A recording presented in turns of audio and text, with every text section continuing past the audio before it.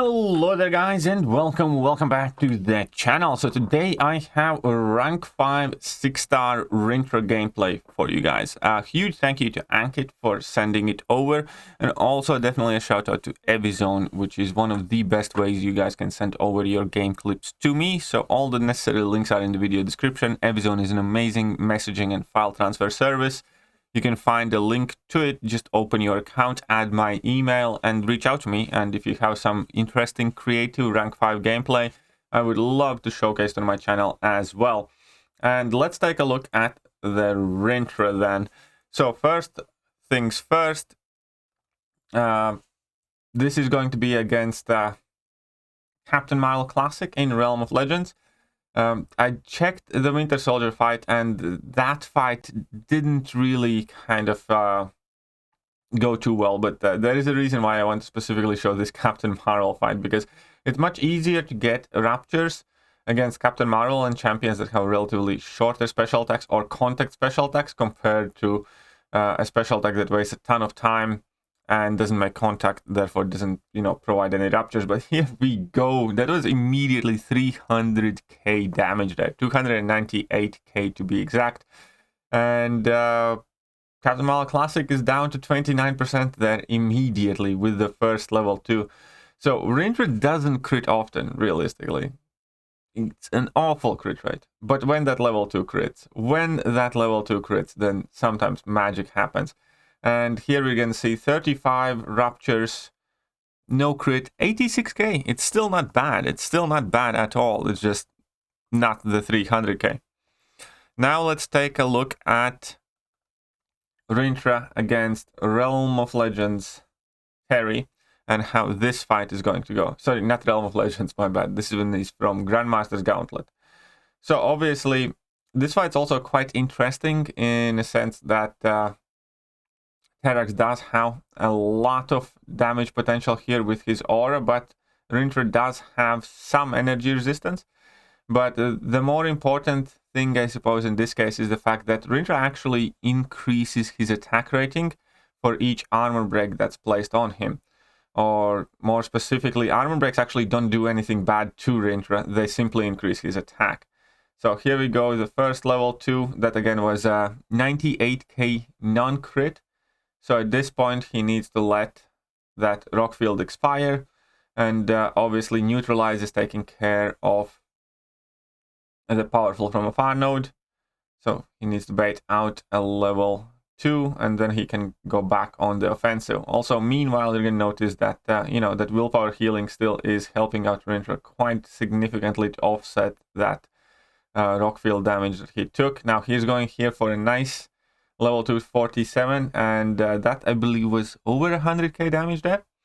And that 10x is going down quite well. And obviously this is like a supercharged mega Terrax. That means that any other or almost any other Terrax in the entire game, Rintrah would have already finished quite easily. And the cool thing is, that those armor breaks are actually increasing the overall attack from Rintrah.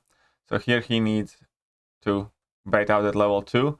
This is actually a bit of a risky moment here, because Neutralize expired, and that Terrax didn't seem to want to throw that level 2, so it could have ended quite badly, but luckily it didn't. And now back again, just being super aggressive. Is getting to 53 raptures. Do we get a crit? No, but we get 125k. So Rintrah hasn't crit on any of his special attacks in this fight, but all of them hit for like 100k. It's not bad. I wonder if that was a crit, it probably would be like 350k damage and the fight over. But that's fine. Now he's just dropping the level 1 just to kind of stall for a bit of time, get that willpower healing in, getting in the corner there. Terry activates his level 2, sweet. Now he builds up more raptures. And this one doesn't need too much to finish off the fight. 19 charges should be enough, and it is with 50k. And I suppose here we're going to have a bit of a classic. This is going to be the 6.2 champion. Tagdown, and let's see how Rintrah deals with this. Obviously at this point, 6.2 champion has been nerfed like 3 or 4 times, and he's nowhere near as scary as he used to be, especially considering that we originally took him on with 5-star rank 4 champions and 5-star rank 5 champions instead of 6-star rank 5 champions. But the ability kit here is definitely extremely suitable for Rintrah. If anything, he's gaining too much power in this fight. He can't seem to build up his raptures yet. But I bet that is going to change in a second, as long as the champion actually plays ball. Now he finally rooted in the corner. Now neutralize active. Champion goes for his level 2 to drop the power, which is sweet. Unfortunately, slightly mistimed the dex of the last hit there. Not a big deal, because Rintrah is obviously a tanky boy. Let's see what kind of damage he can get here. Again, no crit, but that's not a problem here. He's going for another level 2. But yeah, this is the situation where sometimes Rintrah's awakened ability is slightly annoying when you just get too much power if opponents continuously are trying to spam buffs. And then you just have to basically empty your power bar. But look at that regen as well.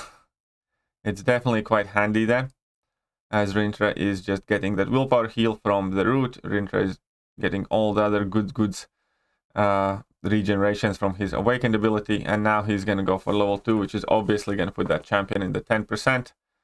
So he now just needs to dex 3 times. Now, because of neutralize, he actually isn't going to be getting the prowess buffs, but that's okay.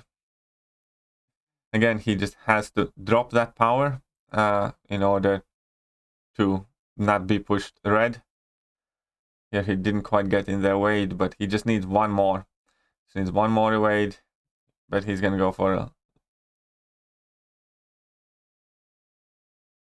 Okay, and now he can go for a level 2 to finish it. Yeah, there we go. 7.4 Civil War Path. Okay, let's check out 7.4 Civil War Path. And let's see, Civil War Zone, Mutant Ascendancy, Return Policy. Okay, so let's take a look at how is it going to look on this line. Obviously in Act 7, the damage bonuses typically make the fights quite a bit more exciting. Okay, so here we go. Now he has his passive Fury. He has some decent amount of Raptures on. And we just need to get that level 2 off in time. And that's 264k crit. That's not bad. That's not bad at all. He's going to have to drop a level 2 immediately again after a single combo.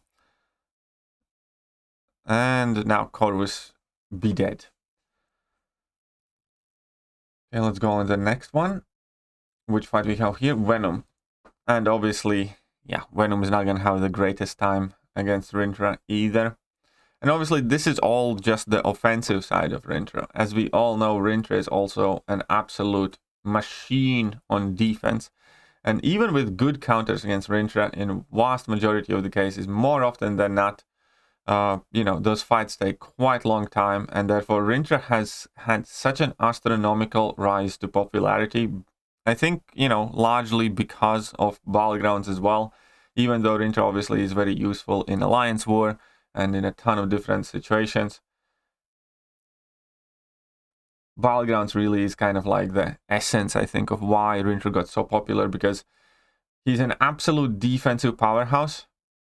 And then on top of it all, you also have all of this offensive utility and just kind of safety and sturdiness and stability. Obviously, Rintrah isn't necessarily the quickest champion in the game when it comes to taking down the opponents. But if you do get a crit on that level 2, then he can be one of the quickest. That's for sure. Okay, so we got Venom here dropping his level 2. And that's going to be the end of Venom there with a 228k crit. Not bad. Now, Act 7, Super Skrull. Okay, let's take a look. Obviously, Super Skrull is another kind of tailor-made matchup there for Rintrah, because he should be able to just neutralize virtually everything. And then continuously keep gaining power. Too much power. That's why I'm kind of happy that my Rintrah is awakened. I think Sig 60. And I think, oh, that's a nice crit. And I think that's where I would prefer to keep my Rintrah. Okay, so he gets hit because of the falter here. That's fine, not a big deal. Obviously, because Rintrah can take a punch as good as the next person, if not better. Come on. Oh, this one is the one where you wanted to get your charges in if you want to parry. And obviously, unblockable special attacks also can come in handy. Why not?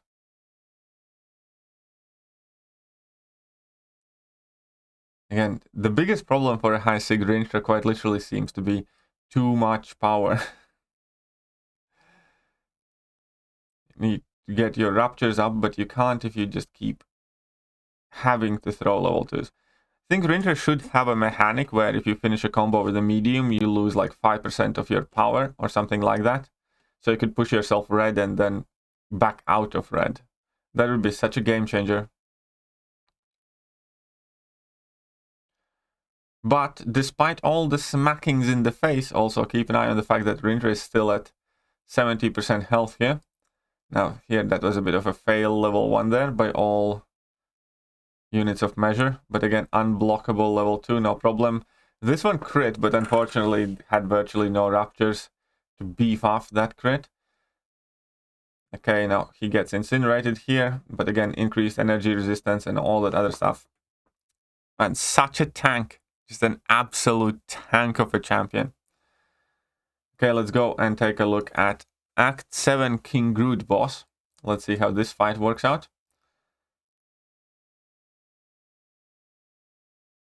Okay, get your King Groot in the corner. Get that level 1 in. I think this gives you a passive fury now. And there we go. King Groot's in corner, getting ruptured left, right, and center. Drops his level 2 and also gets all of his furies neutralized. Not a problem. Here he took advantage of the node to have one more buff than King Groot had in order to get like a 200% attack increase. And that's a solid level 2 there. And this chunky King Groot boss is about to get smacked. Again, reapplies the neutralize, starts stacking Ruptures. Very, very nice. So he's going to get to 27, which should do decent amount. Again, 70k, non-crit, not too bad. Getting hit with that level 1 on purpose, I bet.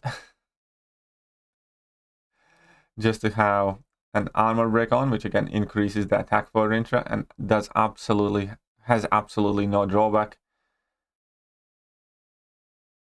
And here we go. Okay. Now this has to be it, right? This has to be the finish. There we go again. Unblockable level 2.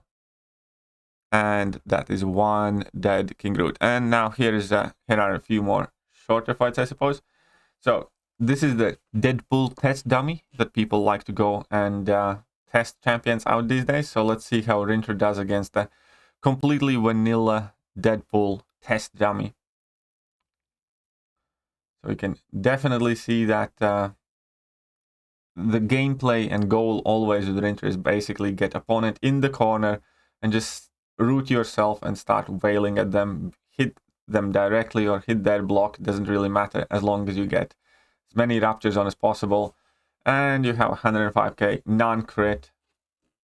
Okay, 105k non-crit. It's not too bad. Let's take a look at the Venom the Dark fight here again.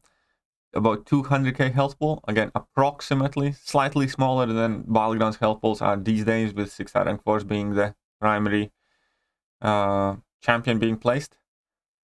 Or it's about the same, kind of depends on which defender, I suppose. So let's see.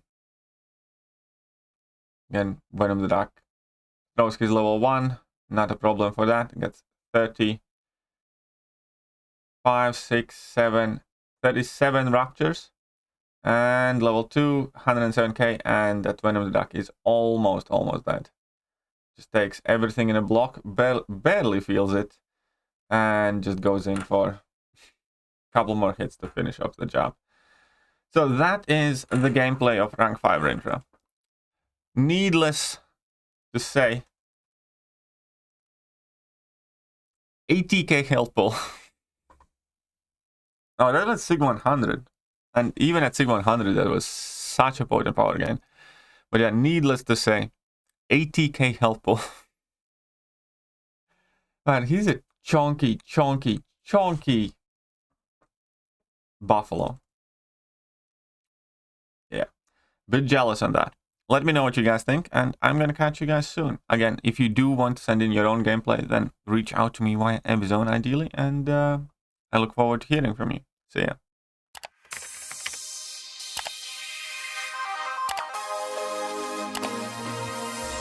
Hello there guys, and welcome back to the channel. So we have all the information about the next